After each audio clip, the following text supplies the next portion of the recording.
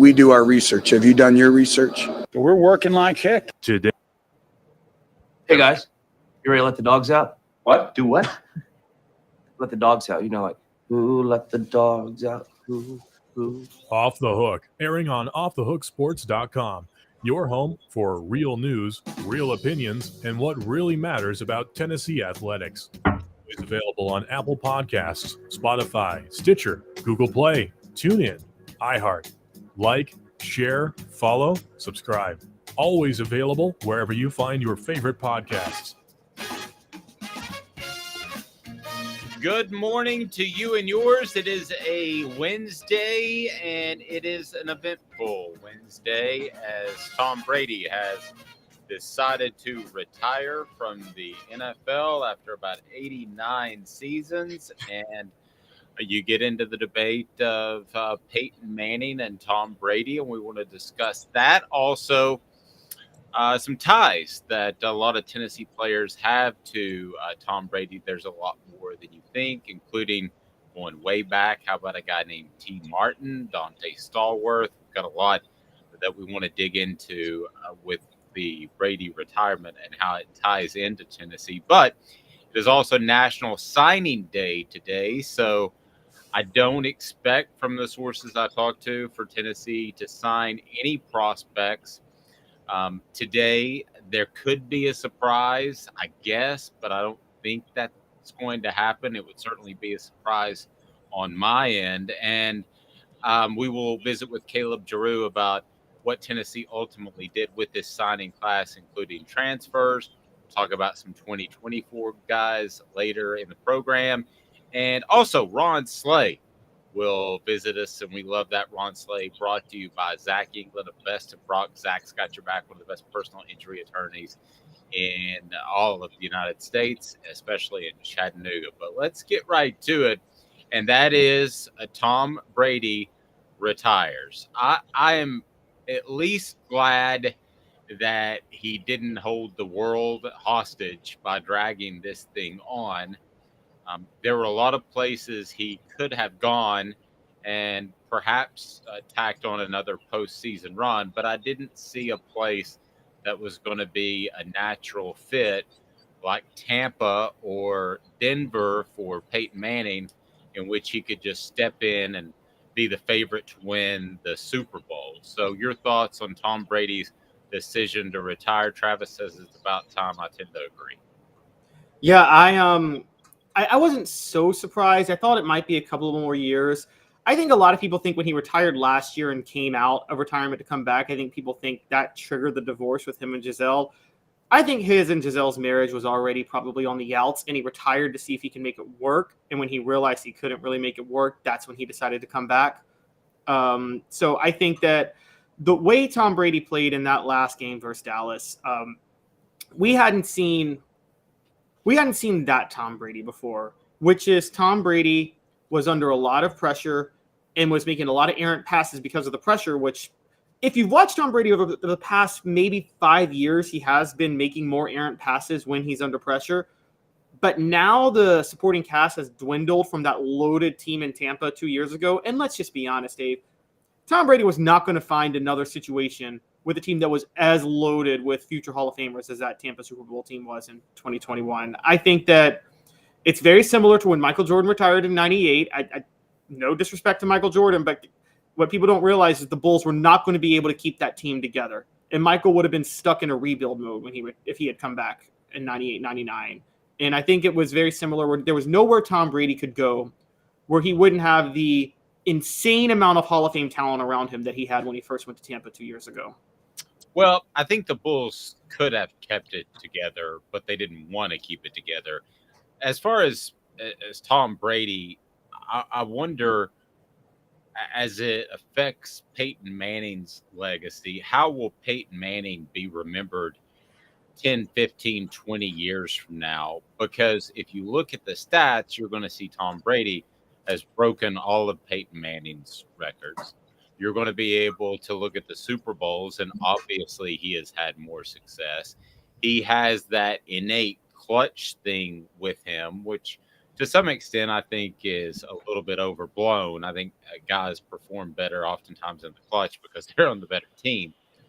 But how do you think this affects at all what Brady has done over the course of his career, how Manning will be remembered? And we remind you to please hit that like button. The thumbs up button allows us to bring in more people. And if you haven't subscribed yet, we need you to do so. So how is Peyton Manning viewed 10, 15, 20 years from now as opposed to Brady and what he did? Unfortunately, Peyton Manning most people are going to rank him behind Tom Brady all time. They're going to be wrong when they do that. I have staked my claim, and I will die on this hill. I'm not saying Peyton will go down as the greatest quarterback ever, because I'm seeing Patrick Mahomes might be chasing him too with the way Patrick Mahomes has been playing. But Peyton Manning, I got one stat. I got one stat that just throws every Tom Brady stat you can throw at me out the window. And this is the only stat I need. Tom Brady suffered a season-ending injury in 2008. With a quarterback that hadn't played football, organized football, since high school, the Patriots went 11-5 that year. 8 years later, Tom Brady was suspended the first 4 games of the year because of Deflategate. With Jacoby Brissett and Jimmy Garoppolo, the Patriots started the year 3-1. What happened with the Colts the year Peyton Manning went down and was out for the year with an injury? They were 2 years removed from going 14-2 and going to the Super Bowl. Without Peyton Manning, they went 2-14. Like, that is an insane.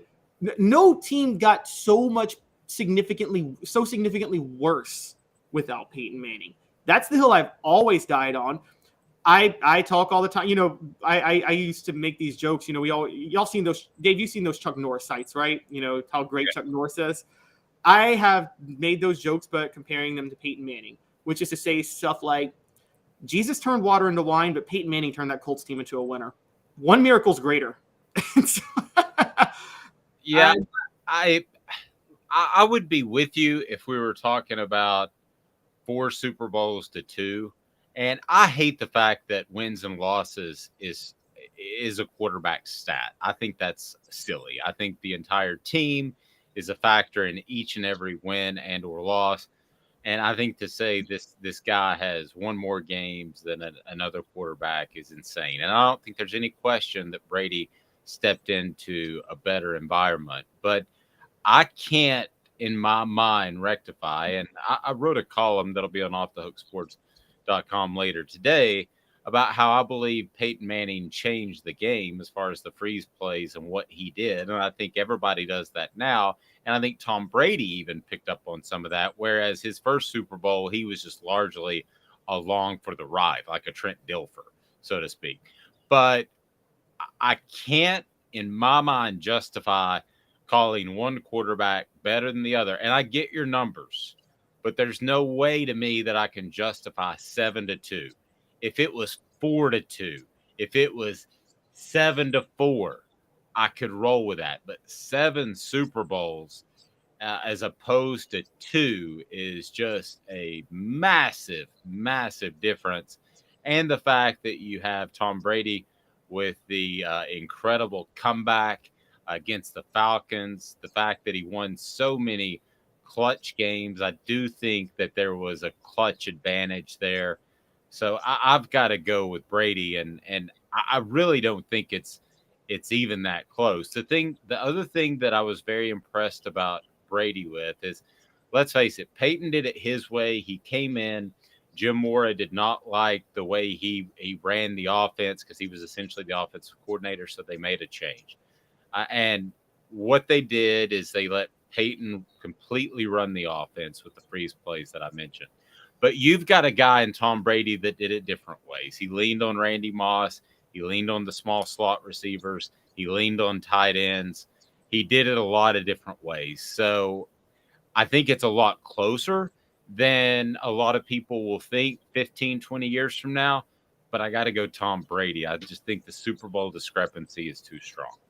Okay, let's talk about the Super Bowl discrepancy for a minute, because I'm willing to go down this rabbit hole. Because, yes, it's not just playing on teams that were better, which we know Tom Brady did. Yes. There is also I'm sorry, but there's a luck factor in Super Bowls, and every player has, tons of players have had luck when they've won it. It is kind of unprecedented, the level of luck Tom Brady had. Let me just here's one stat for you, Dave. You ready for this? Before this year, the NFL was sudden death overtime. Even if you scored a touchdown until this year in the first drive, it was still sudden death. Tom Brady, in the playoffs, his teams are 3-0 on overtime coin tosses. Peyton Manning teams are 0-3. You can't that's like a luck factor that you could not. That's insane to have that discrepancy. Then there's the tuck rule, which worked in Tom Brady's favor in his first ring. And funny enough, 11 years later, Peyton Manning had a similar play where he fumbled against the Ravens in the playoffs, and it was ruled against him. So they just kind of reversed course on the tuck rule overnight. I still haven't seen that rule called in anybody's favor ever again. I mean, I watched Tom Brady lose his last game to Dallas 2 weeks ago, which you were watching, I'm sure, as a Cowboy fan. Yes. And I was so sure Tampa was going to come back and win because of those missed extra points, because that is the type of stuff that has helped Tom Brady throughout his playoff career.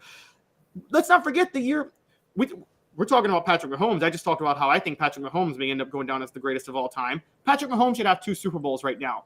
Patrick Mahomes had given the Chiefs a touchdown lead against the Patriots in 2018, and Brady was doing a game-winning drive, and he throws an interception. But because a Kansas City player lines up off sides, has no bearing on the play whatsoever, the Patriots stay alive, they score a touchdown, he wins the coin toss in overtime and goes and scores, and Patrick Mahomes never gets a chance to get on the field again. You got me with Brady on a couple of things. I do think Brady has Manning beat longevity-wise. Manning did not do what Brady did this late in his career. I can't take that away from him. I cannot take that away from Tom Brady. No one did what Brady did this late in his career. But to me, that's kind of like, if I were to take it to baseball for a minute, that's like Hank Aaron versus Mickey Mantle and Willie Mays, excuse me.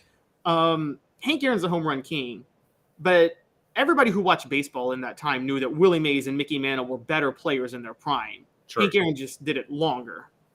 And no, I agree with that. And I actually give and hit that like button, the thumbs up button, and let me hear on the message board why you think Peyton Manning or Tom Brady are better than the other. And I think it'll be interesting to see, because I know we have a lot of Tennessee fans, what you think, because I understand if you're not 100% objective, who wouldn't want to root for Peyton Manning after all he's done for Tennessee? I actually give, if you want to talk just one Super Bowl by comparison, I give Peyton Manning a lot of credit I give him more credit for his last Super Bowl than I do Tom Brady for his. Now, I had a very close friend of the Manning family, and, Cooper had the neck issue, which ended his career in college.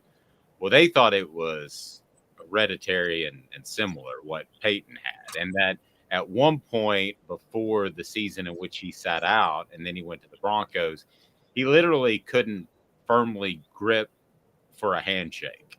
That's how bad his right hand was. And I was told by a friend of the family that it's probably over. He's probably done at that point. Now, there were reports that he went for stem cell therapy, and I'm sure at his level of an athlete and his level of socioeconomic status, that he gets the best care you can imagine, and he was able to play, and that's great, and I'm glad. But to be able to come back from that, and if you watch the playoffs towards the end, you could see his arm slowly go downhill in the final month and then the playoffs.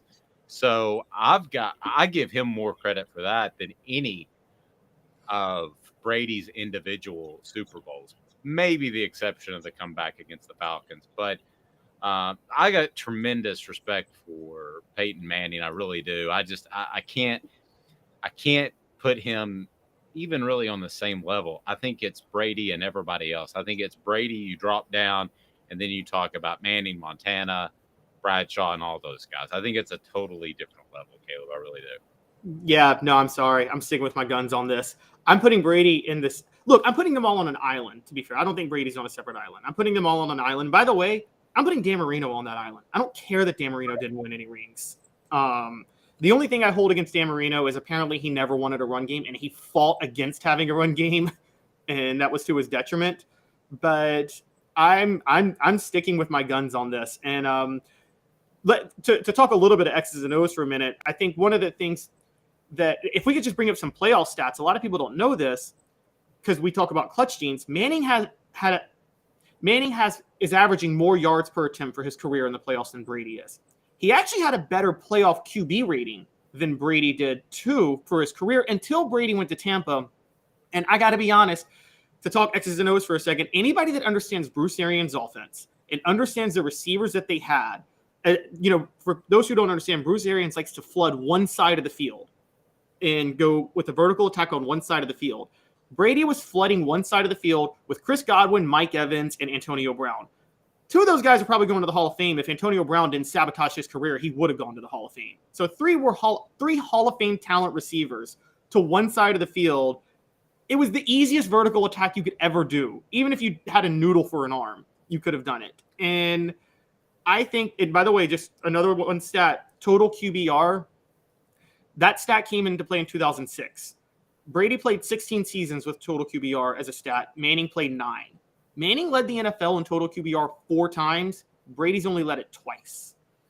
I'll close it with this. I think Manning had a bigger impact on the game.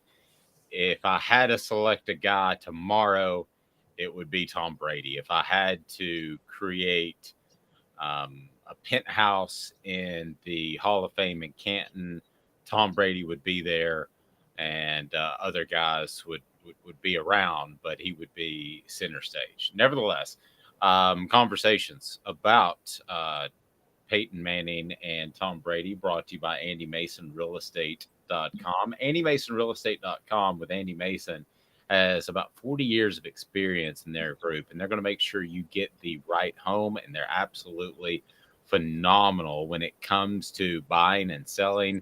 How about their business tenants? Very simple. They are going to give you the best service and the best prices. Don't somehow waste thousands of dollars by going elsewhere with another realtor. You do not want to do that. AndyMasonRealEstate.com. He's my realtor. He should be yours. AndyMasonRealEstate.com. Tell him Off the Hook Sports sent you. He'll take care of you. I can promise you that. Hit the like button, the thumbs up button, your thoughts. And it's funny to me, there are a lot of ties between Tennessee and Tom Brady that some people are not aware of. You pointed that out this morning, that T. Martin was one of the Brady Six, which I hadn't heard that term before. Explain what that means, the Brady Six. Yeah, I can't remember if it's NFL Network or ESPN, but it was back in 2011. There was a documentary on the 6 quarterbacks taken ahead of Tom Brady in the 2000 NFL draft.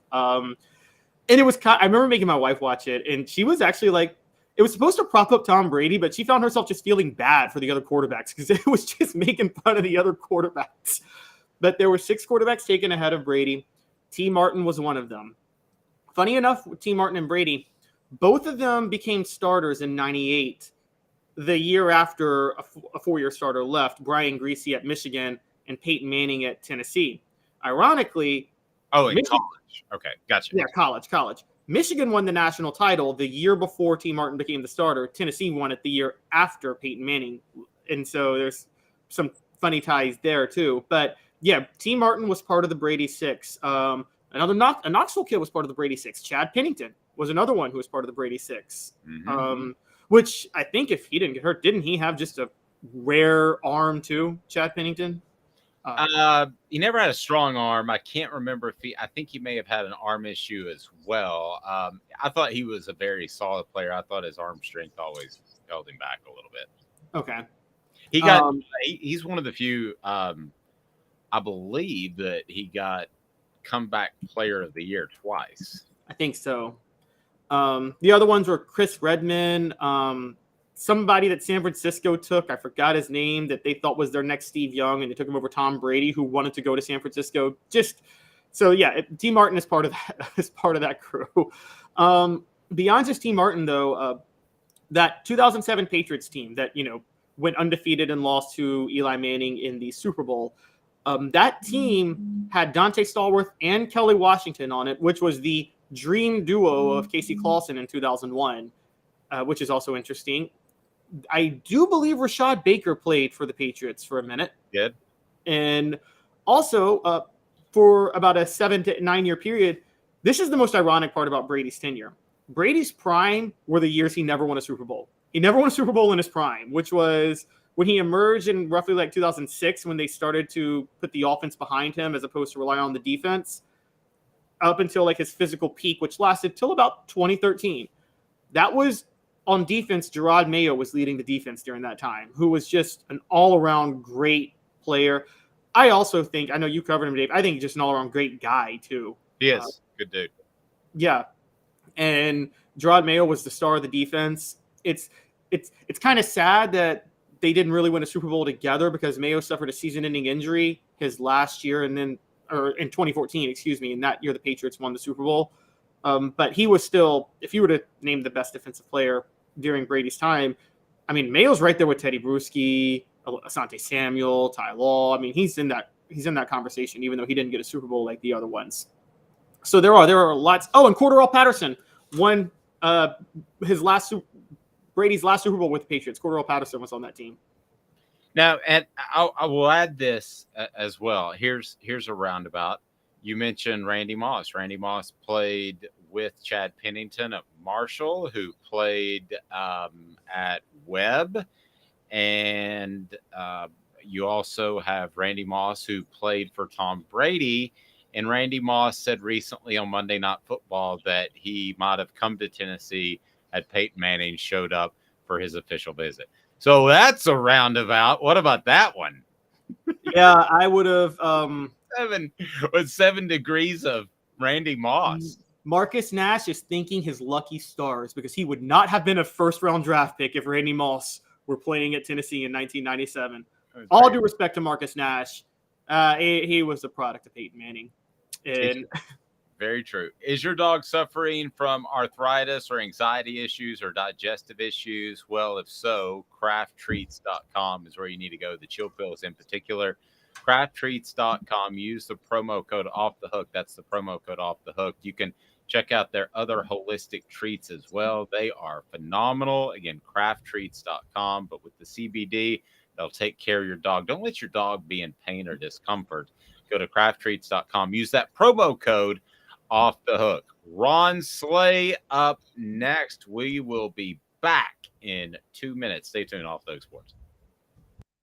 Family has been creating jewelry since 1986, each piece unique with a story all its own. I'm Rick Terry with Rick Terry Jewelry Designs. I'm a jeweler, and I want to be your jeweler. We're grateful that you chose us to be Knoxville's best jeweler. My family and staff look forward to serving you. So please come see us.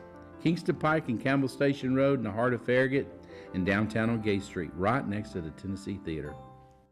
Inflation has risen to the highest level in over 40 years, according to the April 2022 U.S. Inflation Calculator.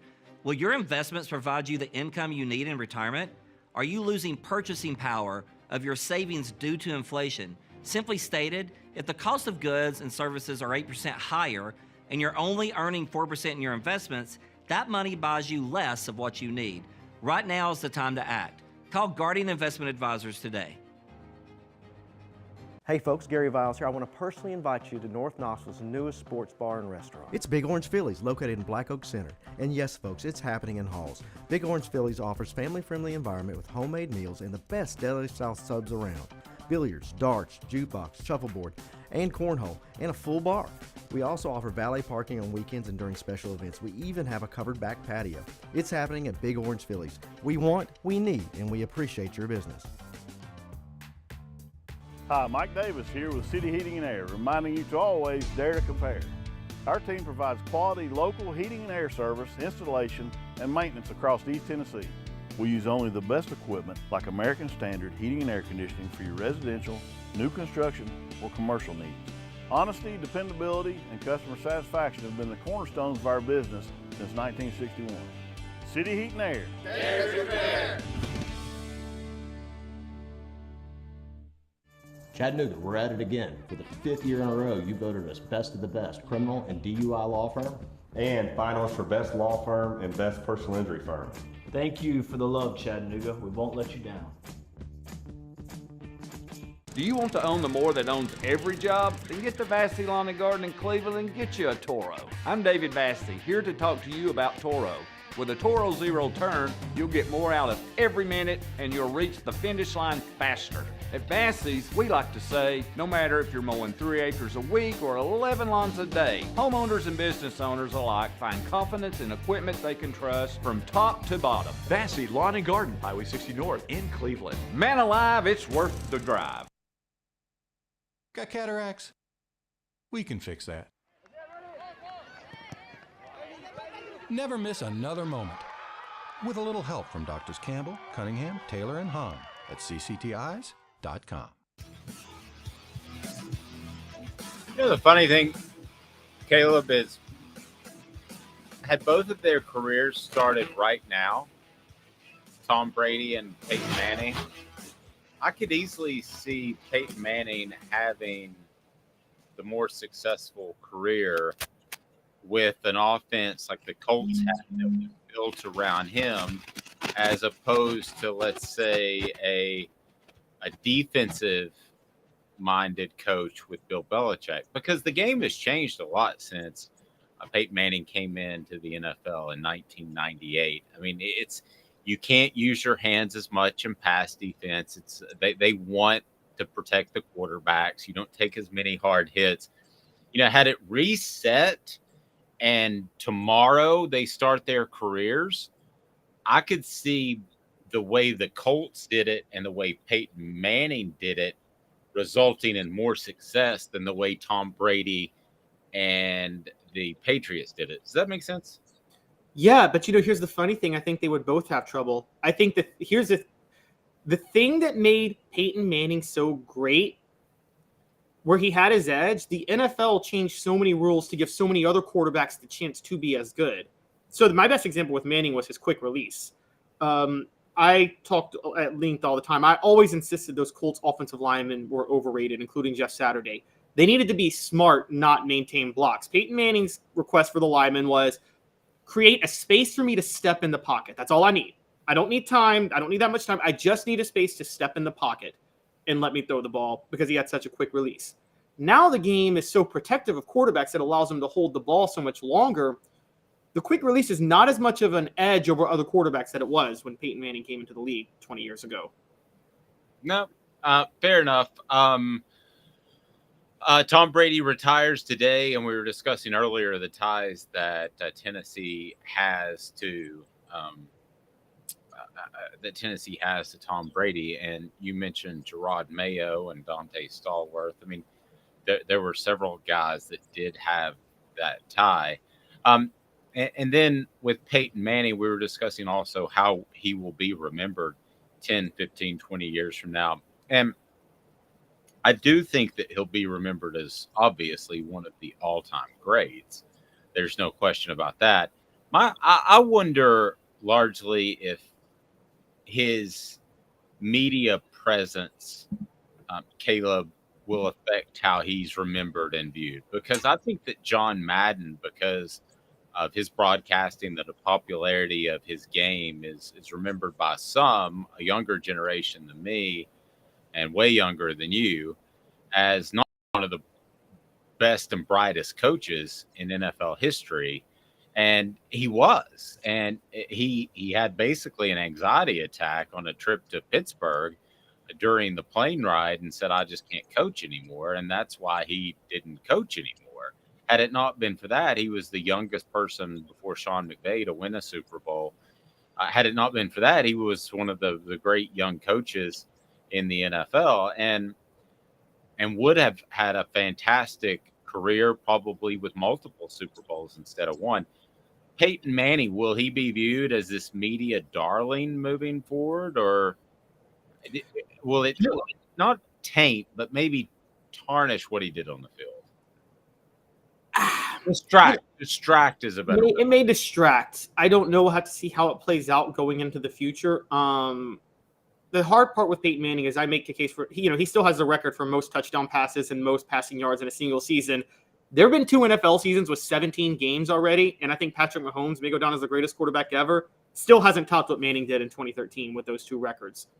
But I do think at some point those records will be broken because the NFL has expanded the regular season.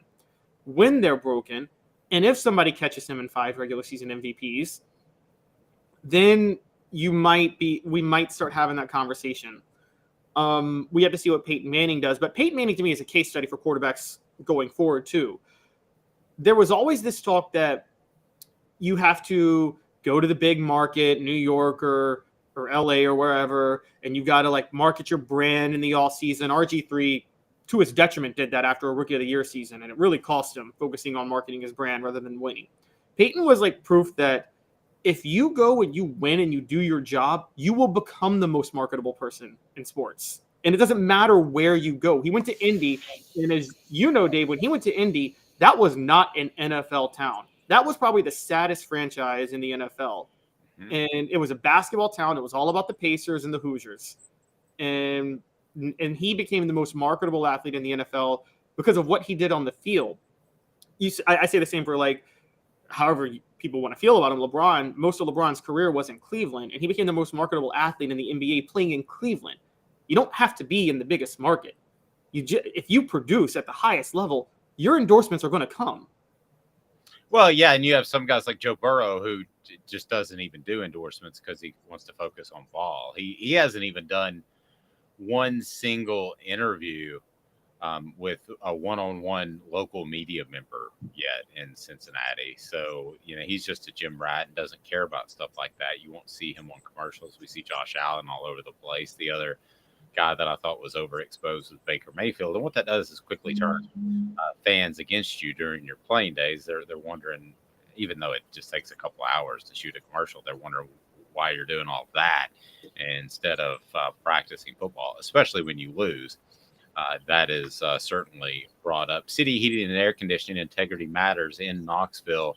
They service the entire Knoxville area. That's cityheatandair.com. Integrity Matters. City Heating and Air Conditioning is fantastic, and they'll make sure your HVAC unit gets the service it needs, and they're not going to tack on a bunch of extra things as well. So your thoughts on the message board, Manning, Brady, where do they stand? How close are they in terms of their greatness? I have Brady on a different level. Caleb does not. Caleb actually thinks that Manning is the better overall quarterback. I will again say this. I think Manning had a greater impact on the game and the way he was able to essentially call an offense at the line of scrimmage. You just do not see that any longer, and or you didn't see that beforehand. Now you tend to see it all of the time. So also National Signing Day. Wanted to be sure to mention that National Signing Day just doesn't appear as if much is going to happen. I'm curious if you missed National Signing Day, if this is the right way to go for not only Tennessee but college football. And Caleb, I'll be real frank with you. I'm not sure that it is. I think that you're going to lose some elite coaches to the NFL because of dealing with the NIL and dealing with the National Signing Day, that because it was moved up to December, and yes, it is National Signing Day today, but Tennessee, according to my sources, is not going to sign anybody. And it has altered the schedule in which coaches used to take their vacation in June. Well, now June's a recruiting month. So, I mean, these guys are lucky to get 2 weeks off. I would like to see it altered moving forward. Now, you know how the NCAA moves incredibly slowly, so I don't think that that's going to happen. But I also think it would benefit Tennessee if it moved in some shape, form, or fashion back to the way it used to be. I always thought Tennessee got a lot done during January that was under Philip Fulmer. I thought they made up ground. They always seemed to be, even with some of their better classes, just a little bit behind, but would make up ground in January and close strong. Now, there was the one exception where they finished about, I think, 28th in the country in the mid-2000s. I don't remember the exact year. You might. But for the most part, they closed strong, and I think Josh Heupel would be a strong closer as well. I would like to see an adjustment, but I'm not going to hold my breath. Yeah, I think here's when I think they're going to be forced to have an adjustment. we know what's coming up with college football. In 2 years, the college football playoff expands to 12 teams. That playoff is going to start in December. You're going to ask coaches who build their programs on recruiting, which most coaches in the playoff will, to have to close the deal with recruits as they're preparing for a first-round playoff game. There's no way in heck that coaches are going to be able to all pull that off together. And it's bad enough with bowl practices right now, but at least, with early signing period, okay, you don't have a bowl game until January or late December if it's one that matters per se. And now you're saying, okay, when is the early signing period? Usually middle of December. I mean, you're talking like the same week that they're going to have their first round playoff game, they're going to have to be closing deals with recruits.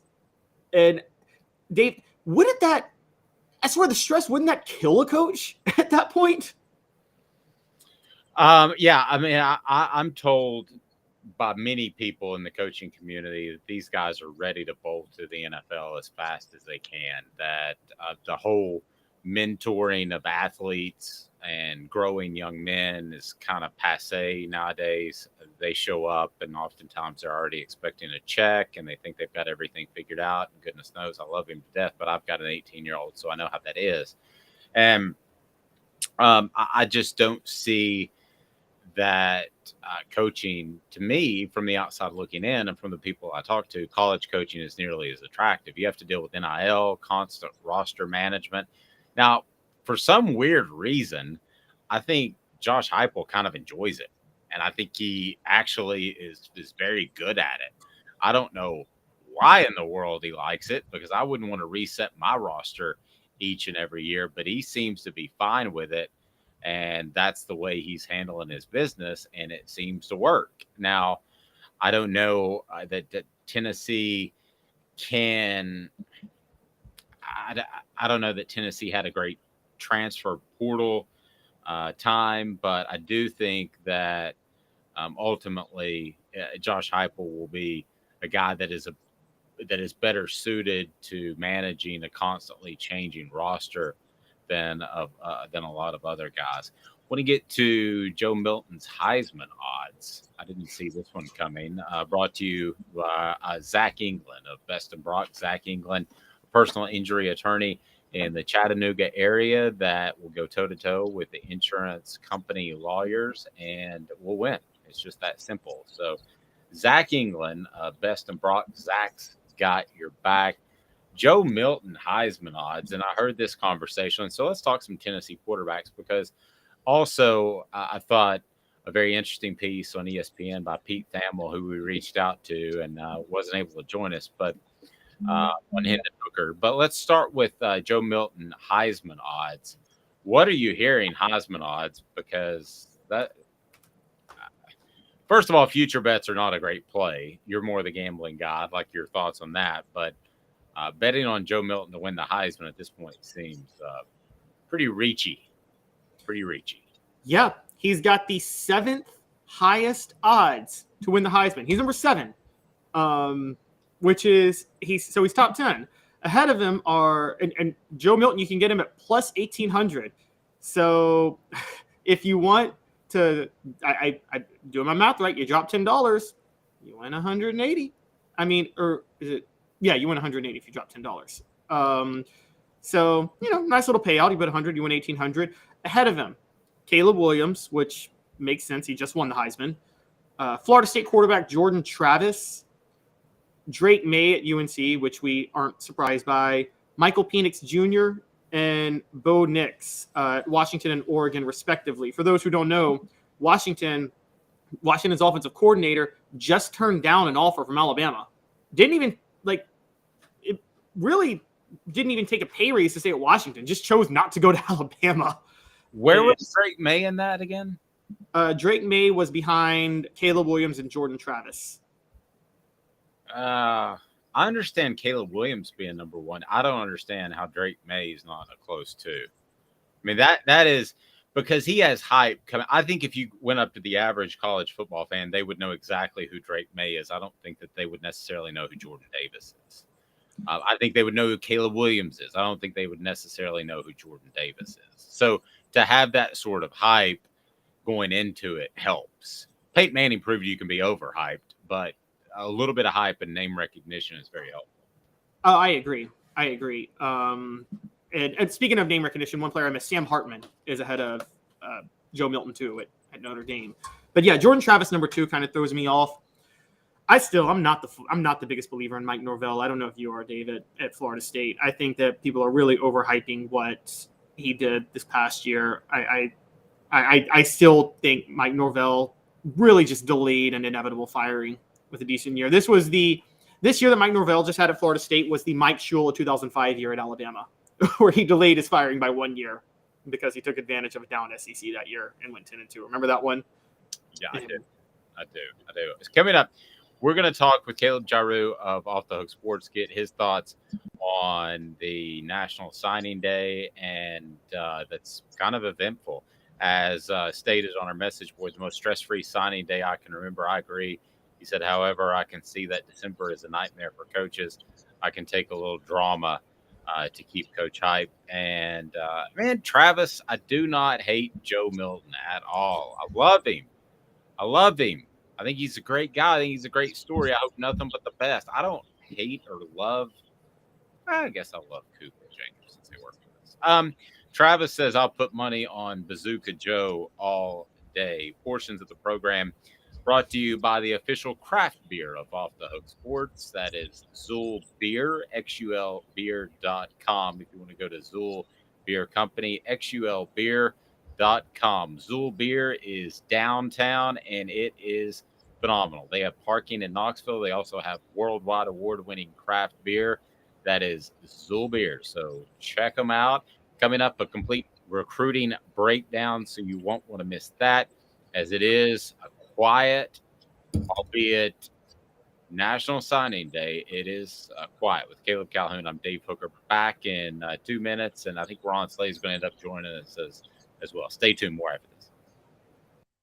Sun, sand, and salt water, the beach is a very relaxing place. Unless you wear contacts. Ow! Open your eyes to the best the beach has to offer with LASIK vision correction from Campbell Cunningham Laser Center. Do you want to own the more that owns every job? Then get to Vassy Lawn and Garden in Cleveland and get you a Toro. I'm David Vassy, here to talk to you about Toro. With a Toro Zero Turn, you'll get more out of every minute and you'll reach the finish line faster. At Vassy's, we like to say, no matter if you're mowing 3 acres a week or 11 lawns a day, homeowners and business owners alike find confidence in equipment they can trust from top to bottom. Vassy Lawn and Garden, Highway 60 North in Cleveland. Man alive, it's worth the drive. Hey folks, Gary Viles here, Viles Automotive on Callahan Drive. I've been selling cars here in East Tennessee for 27 years. In that time, I've come to realize it's not about the car. It's about you, the customer. So I'm here to take care of you just like family. Good credit, bad credit, you name it, we can get you taken care of. If we don't have it, we can find it for you. We go across the country to get any vehicle that you want. And here at Viles Automotive, we don't believe in fake numbers. We just give you great deals. And as always, we want, we need, and we appreciate your business. Hi, Mike Davis here with City Heating and Air, reminding you to always dare to compare. Our team provides quality local heating and air service, installation, and maintenance across East Tennessee. We use only the best equipment like American Standard heating and air conditioning for your residential, new construction, or commercial needs. Honesty, dependability, and customer satisfaction have been the cornerstones of our business since 1961. City Heat and Air. Dare to compare. Chattanooga, we're at it again. For the 5th year in a row, you voted us best of the best criminal and DUI law firm. And finalists for best law firm and best personal injury firm. Thank you for the love, Chattanooga. We won't let you down. Our family has been creating jewelry since 1986, each piece unique, with a story all its own. I'm Rick Terry with Rick Terry Jewelry Designs. I'm a jeweler, and I want to be your jeweler. We're grateful that you chose us to be Knoxville's best jeweler. My family and staff look forward to serving you. So please come see us. Kingston Pike and Campbell Station Road in the heart of Farragut, and downtown on Gay Street, right next to the Tennessee Theater. Welcome back. He is Caleb Calhoun. I'm Dave Hooker, as we're joined by Caleb Jarreau now. And Caleb, it's kind of a quiet signing day, and let's get your thoughts on what's going on as Tennessee's signing day has gotten incredibly quiet as most around the SEC. I'm hearing Tennessee signs no one. So let's just kind of get your thoughts on the entire class. Well, I mean, this is probably the slowest national signing day in a while. They didn't even host any 23 guys this past weekend, so it shows that Josh Heupel is content with the class he's got. But I mean, when you have a 5-star quarterback in Nico Imaliva at the top of your class, you really can't complain. And then top to bottom, he filled some needs with cornerbacks like Jordan Matthews, and then obviously SEC recruiting. You always need to have offensive tackles, defensive tackles in your classes, and he filled some of those needs as well. So I think, and this class sits at number 8 right now, and it'll probably end up staying in the top 10 because I don't think any other schools around them. It might drop to 9 if Oregon signs a couple guys today, but besides that, I think they'll end up with a top 10 class that fills a lot of needs and sets them up for the future. I see this class as the foundation of what Heupel's building at Tennessee. Jarreau, I wanted to jump in a little. I want to get to some of the. There are a couple of players, obviously, we know Tennessee brought in a couple of transfers and preferred walk-ons over the last couple of days. But first, just on a broader scale, you talk about Tennessee having the number 8 class, then it'll probably stay in the top 10. As we know, as you said about a week ago, Nick Saban's been on a tear. He is ready to take out his anger on the rest of college football for having not won a national title the last 2 years, and he signed 9 5-stars. How close can Tennessee get to recruiting on the level of Georgia and Alabama on a yearly basis? I don't know. And I don't know if it's ever possible for them to do what Alabama did this year, but do you think it's possible for them to get to Georgia and Alabama average yearly recruiting basis? I don't know. Nick Saban, the 9 5-stars this year broke a record. So obviously I don't think that's ever attainable again. But you see, they're just established programs, and I don't know if you can beat that. Obviously, Josh Heupel won some recruiting battles this year, and I think keeping Tennessee guys in Tennessee is the first step. So Arian Carter out of Middle Tennessee, he looked like he was locked up. Nick Saban had him, and then he committed to Tennessee. So that's a good first step. I think you have to keep Tennessee guys in Tennessee. And you also saw Josh Heupel have a lot of recruiting success in Georgia, but it wasn't with the 5-stars that Georgia wanted. I still think that if Georgia and Alabama truly want somebody and give them a committable offer where they're talking to coaches, at least weekly and actually want that kid on campus, I don't know if Tennessee can win those battles.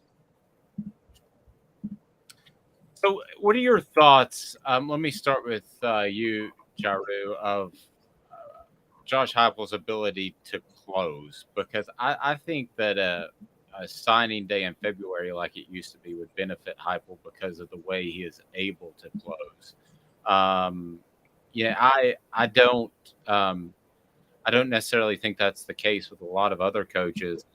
The way it's set up now, you're kind of scrambling, and it really hurts the teams, as Caleb pointed out, that are in contention for the college football playoff, and I think that Tennessee will be in the future. So let me start with you, Jarreau, and then jump in, Calhoun. Just your thoughts on, would Heupel be a good closer under the old system? Because I think he would be really good. Well, and you look at how much success they had this season. It's kind of obviously, if you're an offensive player, Tennessee catches your eye. Like, there's no way a wide receiver gets an offer from Josh Heupel and says, "Oh, I don't want to go there. It's Tennessee," because that's not the case anymore. Obviously, this offense is a wide receiver's dream. It's a quarterback's dream. Where I worry is on the defensive side of the ball, because if Heupel wants, let's say, a 4 or 5-star defensive lineman or linebacker, and Georgia wants that same kid, what's going to get that kid to come to Tennessee where he has to, play 70, 80 plays a game with little rest, when he can go to Georgia and play amongst probably 11 of the best defensive players in the country and consistently put up big numbers? So I do think the old system would probably benefit Tennessee, just because you kind of have this longer time to mull over. And everybody who visits Tennessee always comes away impressed and talks about how Heupel texts them every day and checks up on them every day. So I think eventually that has to, get into a kid. Like, this coach really cares about me. He's texting me every day. And I don't think that can happen when recruiting is sped up to the beginning of December. Yeah, I'm with you on that, Jarreau. I think it would help Tennessee and Heupel. I think it would help a lot, actually, because as we know, Heupel can close, and Heupel, more than there are there are two ways Tennessee is going to recruit in the future. One is NIL, which is out of Heupel's hands because Tennessee has the best NIL collective in the country. And the other one is selling what Heupel did on the field. I'm not sure that Heupel is he's not the Saban or Kirby Smart type of recruiter as is.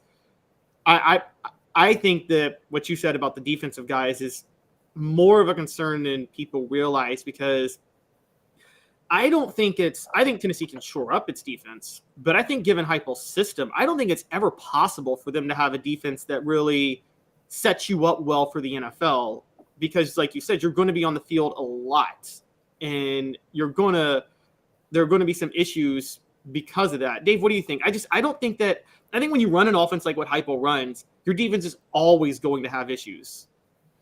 I think they're always going to have issues, but I think they can get a lot closer to middle ground. I think they can, and you started to see that towards the last half of the year when they had a couple of drives that were 6 minutes. And I think when you start to have that, then your offense doesn't have to score as many points and your defense gets more rest. And then, they can play real defense as opposed to this vertical defense, which I'm all for sacks and tackles for a loss, and that's great. But at some point you have to be able to play defense and have complementary football. I just don't think they have that right now at all. But they're getting closer. And I think another thing when you look at recruiting is Heupel hasn't put guys into the NFL yet at a large number. Like you look at Alabama, they might have the top 2 picks in the draft this year. So Saban can go to a kid who's mulling over, maybe I want to go to Tennessee, maybe I want to go to Ohio State, and Saban can tell him, hey, look, we have Tua who started for Miami. We have Jalen Hurts who's in the Super Bowl. We have this guy, and this guy who all got drafted and have success in the NFL. If your goal is to be a successful NFL player, which for most kids now is, then he can sell that to them. And I think that's where we see this class is a good foundation, but I think it's a foundation for what Heupel can grow because if they have a successful draft class this year, and then next season also have a successful draft class, that gives Heupel guys where he can go to a high school kid and say, hey, look, we put Darnell Wright into the NFL, and now he's an NFL O-lineman, or stuff like that where there's proven things that can happen. Where in Heupel's first year, he was kind of saying what his plan was, but nothing had happened yet. And now you have a successful season and hopefully a successful draft class. You have stuff you can put on your resume to send to high school kids and to show what your program is about. Yeah, Heupel's selling point to this point is Drew Lock to say, hey, even if you're bad, my offense will put you in the NFL. Yeah, I also wanted to touch base on with both of you guys. I know we're getting outside of recruiting. Are there any 2024 guys you want to mention? I know Tennessee's Junior Day, but Jarreau, any 2024 guys that you're keeping a close eye on in particular? I still think Boo Carter is probably the biggest guy in this class because he's one where he took a visit to Colorado, and from what he said, he was impressed. Going into the visit, he said he just had to see it, which is like the Deion Sanders effect. Like you get an offer, you just have to go. You have to see it. And coming away, he said he was impressed with Colorado. So that'll be something to watch. And I really think he's probably number one in that class. And then I still like Cameron Franklin, who was here over the weekend. I watched some more stuff about him on Twitter, and he just looks super, super explosive on the field. And he's a guy that I think Tennessee could get and probably play as a freshman. Yep. And go ahead. I was going to say a couple prospects I just wanted to talk to. As we know, Tennessee just signed Virginia Tech transfer tight end Cody Duncan, who is the brother of commit Trevor Duncan. And they also got a 3-star quarterback to commit yesterday as a preferred walk-on. Kind of a big deal given the fact that they only have, that we know of, Nico Iamaleava and Joe Milton. As we saw with San Francisco the other night, sometimes you need to go 3 deep at quarterback. What are your thoughts on these two signings? Ryan Dameron from Henry County, Tennessee, or Henry County High School in Paris, Tennessee. He passed up an ETSU offer, and I think he had some other FCS offers to be a walk-on at Tennessee. It was his dream to play at Tennessee. And now that gives you 2 quarterbacks in this class. And that also gives you Gaston Moore and then the younger Schuler, who could possibly all compete for 3rd string. And obviously Gaston Moore was the backup in the Orange Bowl. So obviously the plan has been there for walk-ons to be the backup. So I think now that gives you 3 guys who you could possibly have as your 3rd string.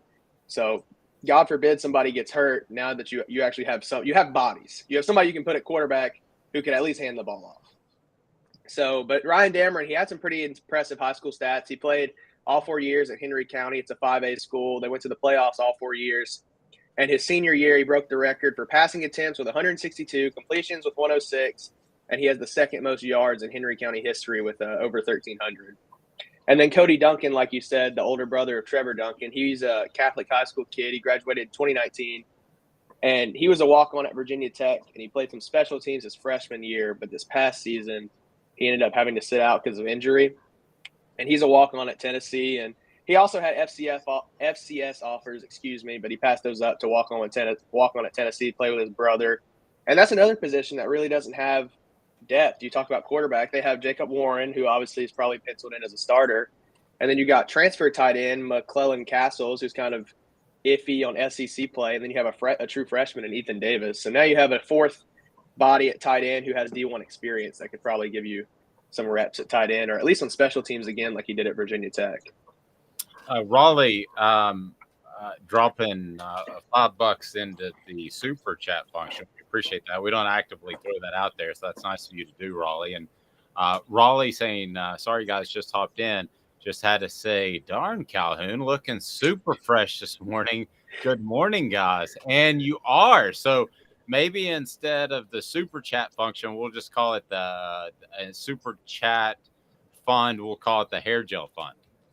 Well, guys, I'm working overtime because in Tom Brady's retirement, Tom Brady is Benjamin Button, so he's aging down. And I'm fighting really hard to keep myself looking younger than Tom Brady because I am younger than Tom Brady. Yeah, I was thinking about that this morning, and I'm not, which is daunting.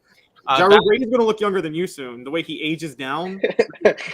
Yeah, now he doesn't have to have the stress of his play caller setting him up for failure, so he might age down even more. Yeah, or a wife. Vassy Lawn and Garden, man alive, is first drive. It's in Cleveland, Tennessee. If you're getting together and your industrial fleet of mowers for your business, or you have a commercial landscaping company, man alive, it's worth the drive from Knoxville, Chattanooga, Nashville. Come to Cleveland, Tennessee because of their buying power. You'll get fantastic deals. Check them out on Vassy.com. Vassy Lawn and Garden, man alive, it is worth the drive. So we do have Ron Slay, just heard from him. It's the whole time change thing. So he will visit with us a little bit later. Looking forward to that. And guys, this signing day should come and go without any great surprises. We'll have a complete coverage on offthehooksports.com in our written form and talk about where Tennessee's class ends up. But the one thing I hear is from the message boards on YouTube, and I don't rely on them entirely, needless to say, but not enough help on defense out of the transfer portal. So I went into this thinking couple of receivers, quarterback, and a lot of help on defense. So just as we look at it now, we'll dive into it deeper. What's your early grade on just the transfer, not the class, but just the transfers that have come in? I would go like a C, or I'll go B, because Dante Thornton is a big pickup at wide receiver that can impact you day one. Now, I do agree that defensively there's probably a letdown there because, Tennessee's defense they were awful this past season. They ranked near the bottom of FBS, and they really had to score 40 or 50 points a game to shore up a win. So I do think that you look for more defensive talent. And there is another transfer portal opening at the end of May, so there always is the possibility of getting more defensive talent. And I really think this coaching staff wanted Davidson Igbinosun from Ole Miss. I probably butchered his name, but he ended up committing to Ohio State. And I wrote about it on Off the Hook Sports, but they were in the running, it seemed, for Davidson for a while. And then he ended up over the weekend, took a visit to UCLA. I think it wasn't a formal visit, but he went to USC and then Michigan and Ohio State all in one weekend. And he ended up committing to Ohio State. So I feel like maybe if he didn't take a tour of every school over the weekend that Tennessee might have landed him, but he never even visited Tennessee because he said he was familiar with them from his high school recruiting. So I really don't understand what happened there fully. I think that was a guy that they should have got if they wanted him, and that he would have benefited this defense greatly. but they end up with Gabe Jeudy-Lally as their only defensive back out of the portal. So defensive back is an issue. They get Jordan Matthews as a true freshman. I'm sure he could figure it out if they needed him, but I'm curious to see what happens in that DB room from now until August. Caleb, did you ever play basketball? I never played. I mean, I played organized church league basketball, but never competitively. Wrong, Caleb. Jarreau, did you ever play basketball? I mean, pick up, sure. All right. Well, you just got boxed out. Ron Slay joins. Wow. Wow. You like that? No, man. Caleb answered the first. You said wrong, Caleb. Hey, man, there's something wrong with you, Dave. Yeah, I hire people and rename them. Caleb's like, yeah, man, church league, yeah, I can get out a little bit. Hey, all 3-pointers and layups in the church league, Caleb. I respect that. I know what that is right there. I used to play that when I was about 11 years old, man, with about the 18 and up guys. Church league, boy, they used to make me go down there and rebound. I hated it. I never used to get to shoot. They used to get to shoot all these crazy threes, contested threes. So I feel your pain in that, man. Yeah. Well, you boxed Jarreau right out of here, so he's gone. And you knocked him right out. Tennessee number 2, and the debate begins for probably the top 8 or so teams in the nation. And this does seem to be a wide open year of can they make the Final Four? Yeah. Can Tennessee make the Final Four? How confident do you feel that they could make the Final Four? I'm very confident. I'm as confident as we are that Zakai Ziegler can keep this up. I think that's it for me right there.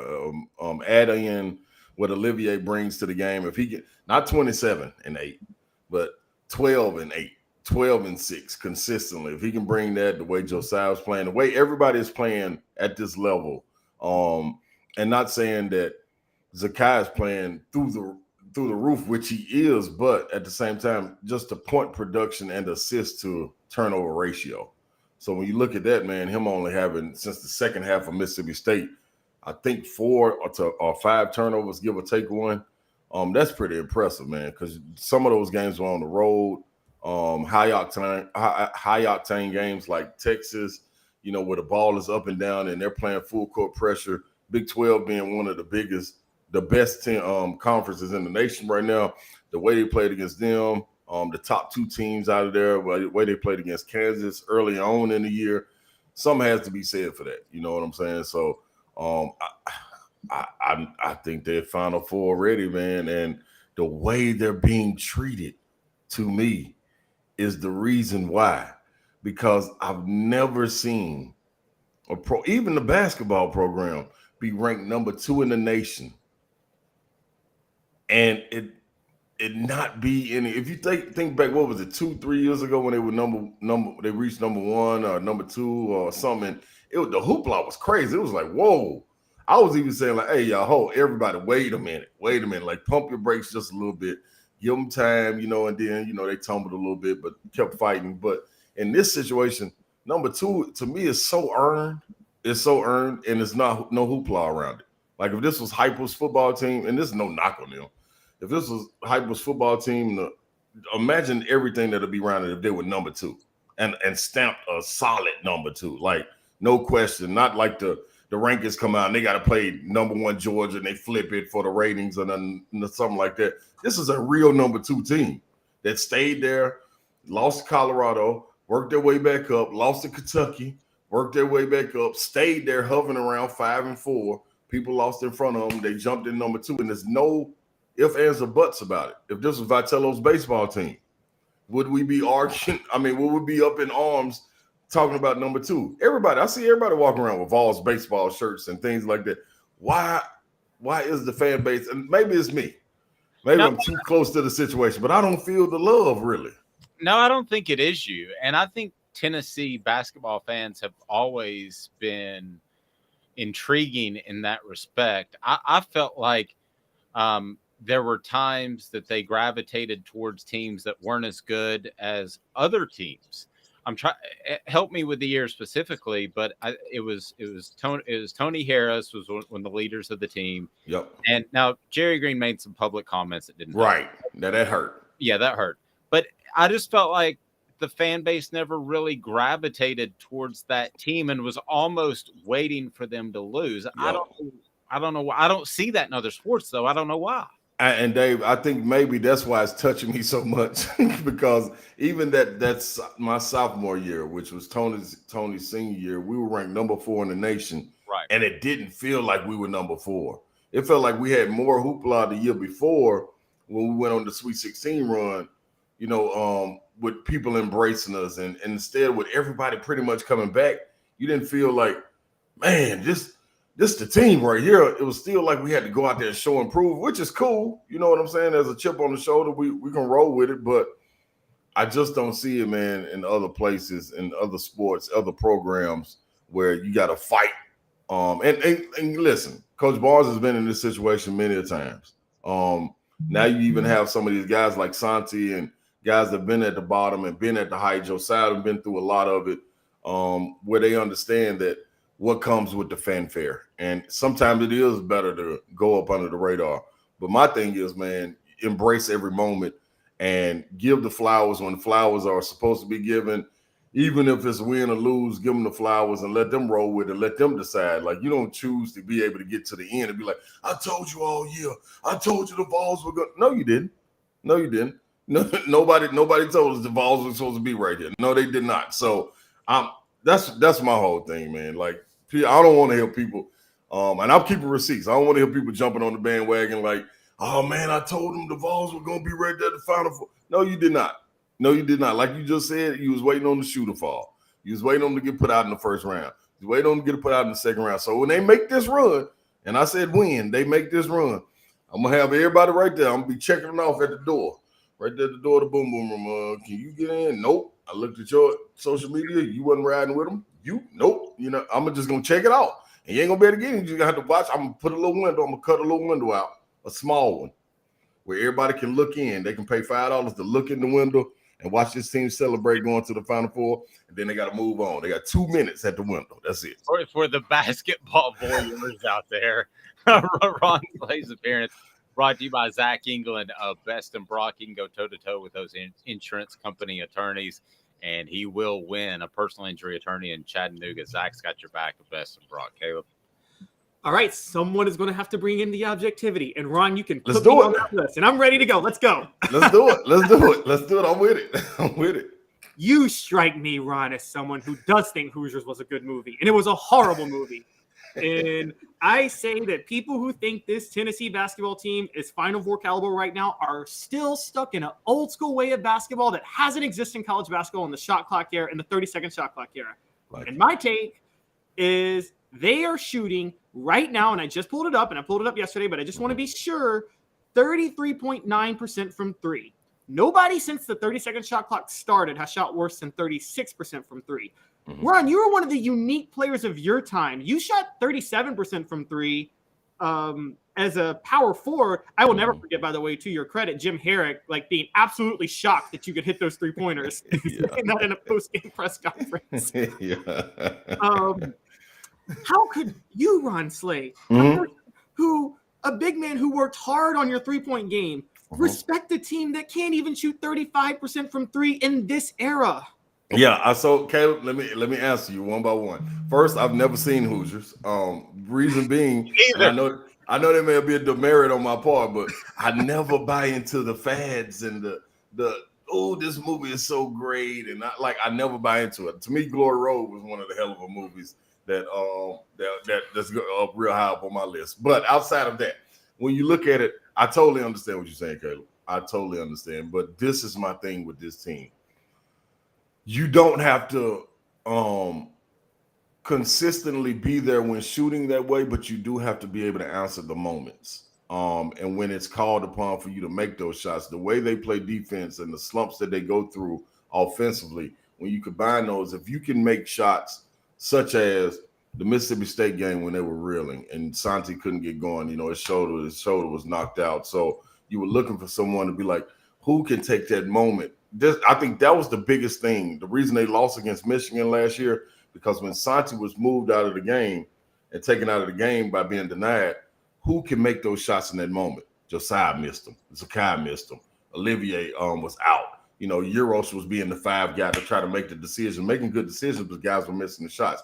In this situation, ever since the Kentucky loss and there being a physical performance that didn't rely on shooting, I just think they got pumped in that game. Outside of that game, Colorado is an anomaly. You know what I'm saying? We'll accept that. Arizona, it was what it was. Arizona was really good. That's a team that they could see in the Final Four, or they could see in the March Madness, and it could come to a head. But outside of that, you look at the Mississippi State game, who answered the bell? Zakai in the second half.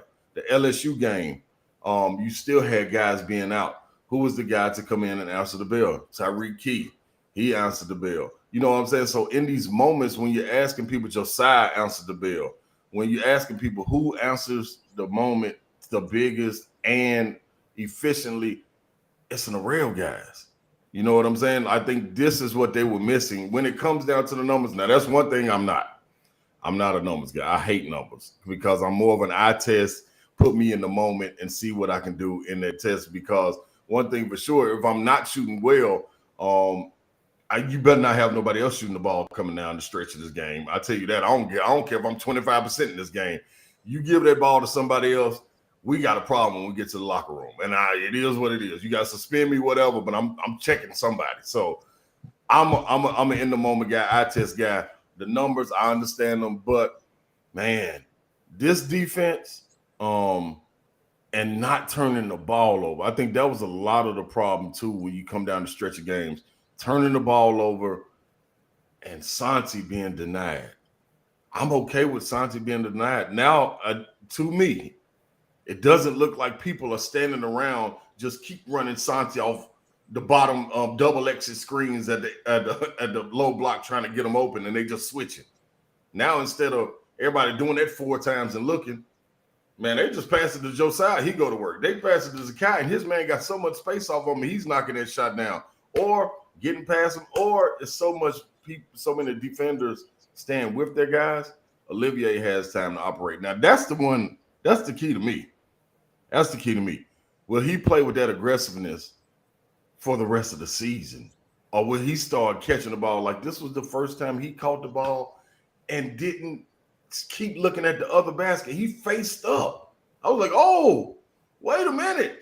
What are we doing here? Like, maybe he went back and looked at the Grant Williams tapes. Grant would get it every time and face up immediately. Like, why wouldn't you be a threat? So when you get to see him doing that, this is a different mentality team. And guess what? All that pays off because you got 4 seniors out there leading. Yep. Ron, when you talk about the eye test. When you watch Zakai Ziegler, let's pretend I've never seen a Tennessee basketball game, and you and I are sitting on the couch and we're watching Tennessee play. Do we got beer? Or we got libations? What we got going on? We just water and popcorn or what? We got whatever you want. No, we got it all. We got it all. But I'm on a strict low carb diet, so I have to be careful.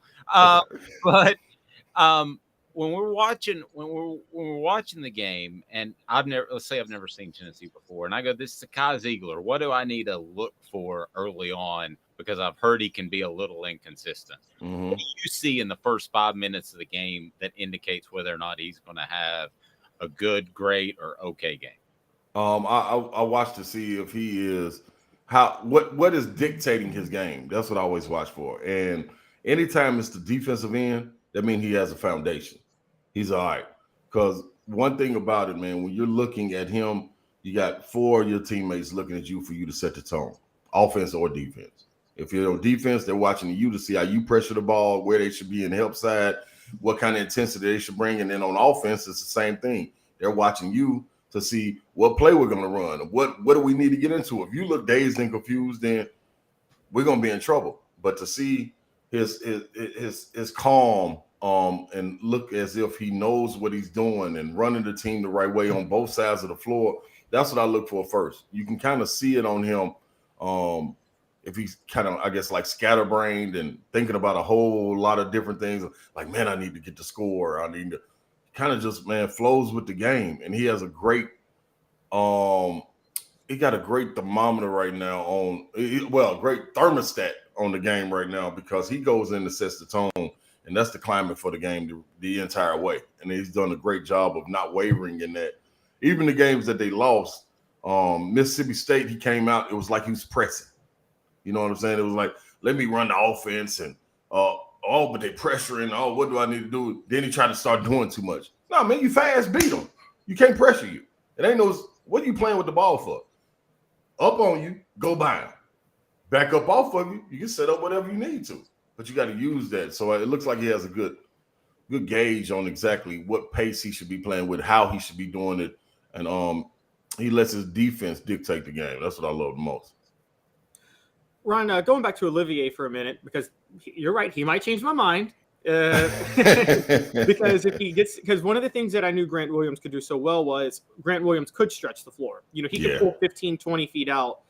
How important is it for Olivier to be able to do that on a consistent basis, particularly when Zakai is being Zakai going to the basket to keep Olivier as a threat? I think that's huge. I think you look at it, and when we were talking about teams like Arizona, the reason they're good, especially playing the style they play similar to what Tennessee plays, the two traditional big men, like which nobody really plays. Like when you're talking about stretching the floor out with a 4-man, it's different nowadays. You know, they could throw me at the 5 nowadays and I'll be all right and still be able to stretch the floor. I think that's why Arkansas was going to be dangerous by Brazil being able to stretch the floor and be that athletic guy. But with Olivier, it's important because you're playing with a 5-man, a 7-footer the majority of the time in Euros down there, or if he subs out playing what they do down there. And then if Toby gets in with him, it's kind of the same thing, just shorter, but he's not going out far, so he's going to be right there in the paint. So you got to be able to have 4 guys on the perimeter so the paint is not so clogged the way Zakai's playing. If his guy can pressure up on him and you got 2 bigs down low, I mean, you got 4 people in the paint clogging it up like the old early 90s and mid-90s of NBA basketball. You go beat your man, and it's another help defender right there. Right now, with the floor being spaced like that, you beat your man, and there is no help defender. The help defender is Olivier's or whoever the 5-man is. The reason Euros had a really good game against Kentucky because the floor was spaced. He took Olivier out, and Euros was right there just moving to the open spot. They're getting there, dropping it off. It's a breakdown. It's an easy bucket. So with 2 bigs down there, it will not happen that way. You cannot get the movement. You cannot get the passing and cutting into that way. I think that's why the small lineup has been actually working really, really well because the floor is so spaced, and you have to deny the shooters where you not deny, but you can't leave them for as long. So it's important for Olivier to be able to knock down not just that 15-footer when getting it in one-on-one, but at least 18 to 20 to keep his man at least 1 step from him. You know what I'm saying? If he 2 steps from him, that means he in the paint playing zone. He can recover. You're not really a threat. But 1 step, then you got to kind of guess. So, yeah, I think it's big time for Olivier to be a threat out there. Ron, last thing, and I'll let you run. I know you got a busy day. So the game tonight, key matchups, and where's the tougher place to play? Is it at Florida or at Kentucky? Oh, for you during your time. Man, my freshman and sophomore year, I'd say Florida. And I think a lot of it is because of the teams that they have, how much the fans get behind them, how rowdy they become.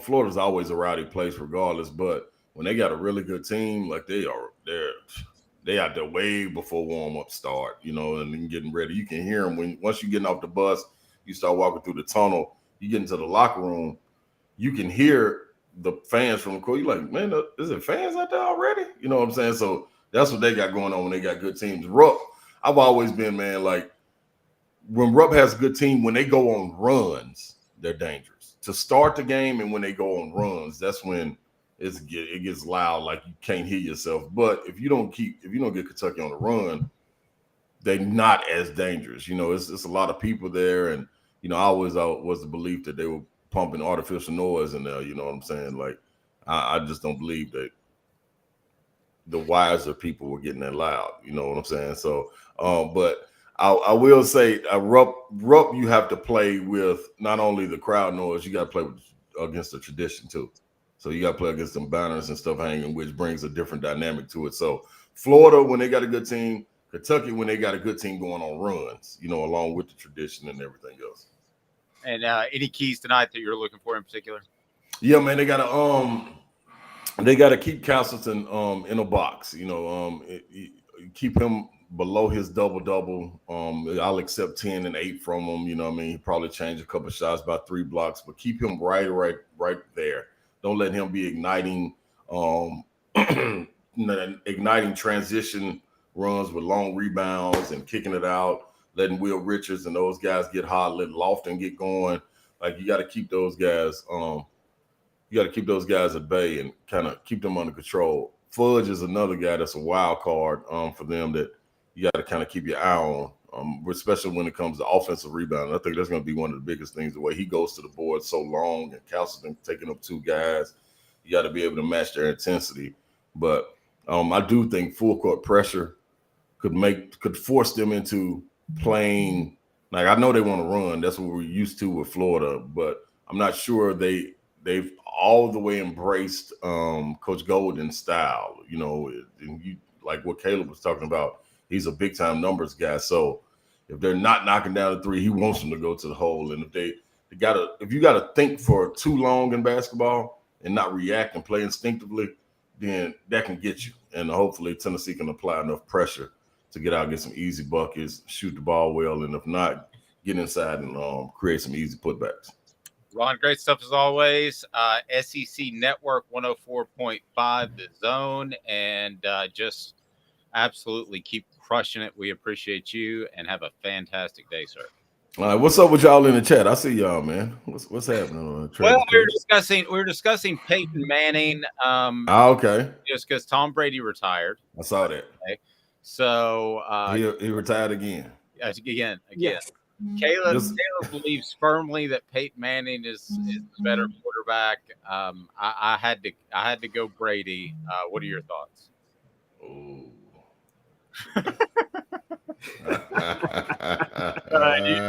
You want to know? Peyton is my guy, man. Peyton is my guy. It's only one way I can vote with this. Peyton Manning. I gotta go Peyton Manning. I would love to have an unbiased approach, but with the relationship with Peyton and me being able to watch him work, come back in the offseason, and the things that, like, I remember being up there in the summer in the complex. Probably was my junior year. I was up at rehab, and Peyton came back. Dante Stallworth and all those guys were there. They were in there doing the 7-on-7. And, man, this man, I'm sitting there doing my box jumps, my box squats outside, just watching them, me and Chad Newman. And this man was calling audibles in 7-on-7. I'm like, dude, you just got here. Like, y'all, it ain't like y'all been in film. You know what I'm saying? This is just, they break the huddle. Hey, man, boom, bam, bip, call the audible, and it's a whole different route. I'm like, is anybody watching this? This man is a scientist in 7-on-7, and he worked with these receivers before. Now, man, I know we have some good receivers, but good God Almighty, man, this dude, Peyton, different, man. So Peyton that SNL sketch of him playing with the kids, that was accurate. That's real. That's real. That's real. And I know to reach that level, man, you got to have a certain craziness about yourself, and I'm sure Tom has the same thing, but. Man, I just saw it so many times for Peyton, man. Like, honestly, Tom had really good teams, really good coaching around him.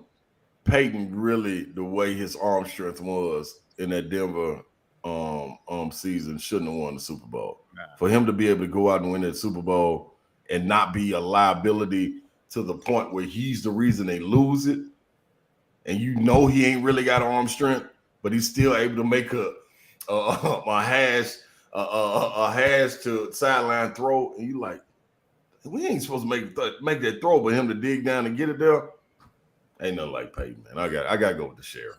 Well, I believe firmly that Peyton changed the game with the freeze plays and calling 2 plays coming the line of scrimmage, and that came from David Cutcliffe at Tennessee. I don't think Tennessee's football staff department, I don't think they get enough credit because everybody does that now. Mm-hmm. You go to the line with 2 plays, and whatever the sign is, Omaha or whatever. Yep. You're basically you have 2 plays at the line of scrimmage, but Yep. 7 Super Bowls, 7 Super Bowls. Now that's listen, Dave. That's serious. That is serious. Like it ain't. There's no disputing that. But I just had to say though, man. Like, although could you plug and go with Peyton in Brady's spot? I'm gonna say yes. I would agree with that. Yes. Could you plug and go? Could you plug and go with Brady in Peyton's spot? No, I will say no. Because of the development and everything that took place over time. You know what I'm saying? No, I just think just won my argument for me. I just think mentally he's different, man. Reason being, like, here's another one. So Blaine Hitman Bishop is on our radio station, and I always talk to him and try to pick his brain. He always tell a story about Peyton when they were playing the Colts. He said he would walk up to the line, and Peyton would do such a great job on film study. When he walked to the line, Peyton would look only at him. So he come up to the line, look at him, and the way Blaine's feet placement was, the way he placed his feet, he would know if he's bailing or if they're pressing. So he would peep all this out. So Blaine said he had to start using it when he went in for the next game. He went and used it to his like. He was like, "Why does he keep looking at my feet?" So he figured it out. So he said he came back the next game and did it twice, and Peyton went and found something else. He didn't even mess with Blaine no more because he changed it up and could understand when he couldn't understand anymore. And he said it made him a better player because now he had to go with look at the same look every time in order to confuse guys because he was tipping people off. So it's those little things that, like, and I'm sure Brady does this too, but man, just to know that Peyton does it is different. You know what I mean? The peers always tell it for me, man. That is bizarre. Wow. That is. You look at feet. I wouldn't have never thought of that. No, me neither. Great stuff, Ron. We look forward to seeing you on SEC Network. And if people are in Nashville, they can check you out on 104.5 The Zone with Don Davenport and Brent Doherty, who's a pretty good cat himself. So, buddy, have a fantastic day. We appreciate you. No doubt, y'all. Y'all be easy. Go Vols, man. Root for the number 2 Vols, man. Get on your feet. Quit sitting back and watching the game. Number 2. There we go. Yeah, don't cheer back in your seat like this. Be on the edge of your seat cheering like this. That makes more sense. Thanks, buddy. Ron's Play, fantastic. Brought to you by Zach England of Best of Brock. Zach England. Zach's got your back, personal injury attorney in the Chattanooga area, and he is fantastic. Go toe-to-toe with the insurance company attorneys, and he'll win. Celia saying Peyton Manning is the GOAT. Caleb is greater than Dave. Go Big Orange. By the way, I think Denver would very gladly take even Noodle Arm 2015 Peyton Manning back right now over what they've seen.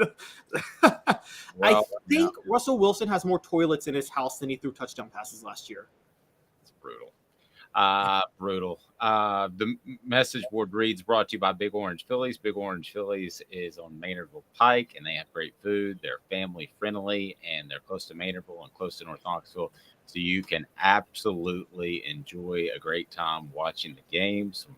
Definitely, you need to be there for the Super Bowl. The Final Four is right around the corner. That's Big Orange Phillies on Maynardville Pike. They've also got darts, billiards, and more. So also cornhole and karaoke, which Caleb said he's going to sing. Was it Shania Twain? Is that what you said you were going to sing? No, Mariah Carey's Always Be My Baby is my go-to. Yep, that's. Oh, and Tupac's Hail Mary. Yes, I can do Tupac's Hail. That's total, like, flip. Always Be My Baby versus Hail Mary. You know, same vibe of a song. Yeah, it's the exact same. Vols Automotive Group, the epicenter of car shopping in Knoxville, and they've got the selection. They've got the right cars. They've got everything you need, including the best customer service they want, they need, and they appreciate your business. Vols Automotive Group also has a service department that will treat you fairly.